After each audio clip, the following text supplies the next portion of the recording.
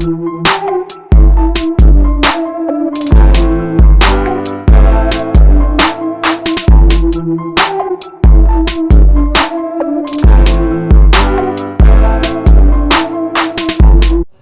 I first heard Nando V Movies' invitation to write my own one marvelous scene, my first thought was, I'm not on Twitter. After that little existential dilemma, I looked through my memories of the Marvel movies I'd watched to find one I felt would show the amazing things that the Marvel Cinematic Universe could accomplish, and the first thing that came to mind was the beginning of Avengers Infinity War. Now the scene does all the appropriate things, introduces the movie, the stakes, makes Thanos look frightening to the viewer, the characters, etc. It's well shot, shows Thanos' character, well directed, the works. But that's not what I want to talk about.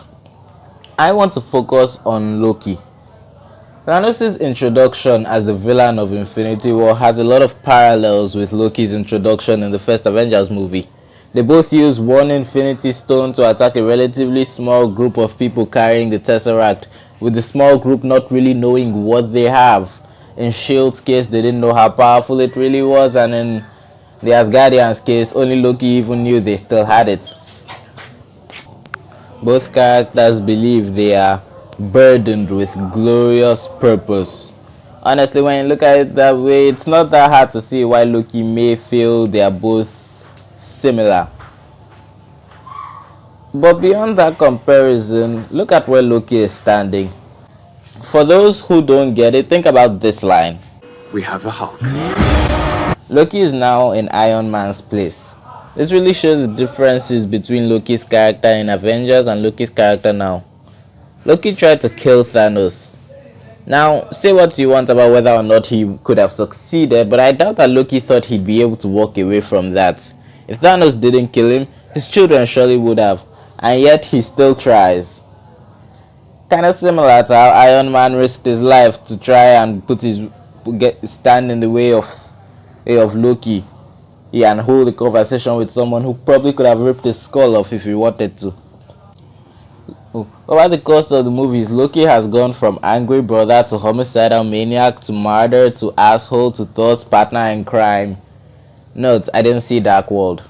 And at the heart of it all, you'll find his brotherhood with Thor. Whether he's led to rage by an inferiority complex, trying to take whatever his brother loves away, or giving up an infinity stone to save his life, Loki has always been motivated by Thor. And while the first few movies were dealing with his anger at his family, the last ones have beaten him over the head with the fact that, yes, his family does love him. Except for Hela, but no one really cares about her. And now he's prepared to reciprocate that love. He's willing to acknowledge his species honestly, while finally being confident in his place as Thor's brother. I, Loki, Prince of Asgard, Odinson, the rightful king of Jotunheim, God of Mischief. He's willing to nearly die to stop the tyrant he once worked for. He's allies enough with two of the Avengers as to be able to repeat Tony's "We have a Hulk" line.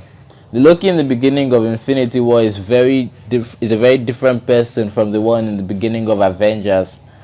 And then he probably dies, telling the new antagonist that his arrogance will not end in victory. You will never become a god. It seems like something Loki might have said to his bragging self. You know, the one that was knocked out by the Hulk. So anyway, Loki dies, and you may as well close him out now.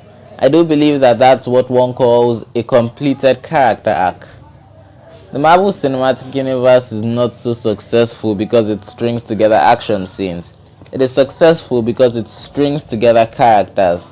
And you'd be hard-pressed to find character relationships as deep, compelling, and entertaining as Loki and Thor's.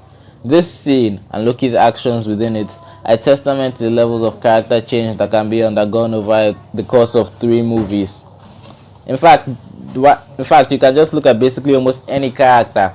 Iron Man has had like 3 different character arcs over the last 10 years. The characters and character arcs in Marvel are solid, and Loki's was the first completed character arc in Infinity War. It makes me excited for Endgame.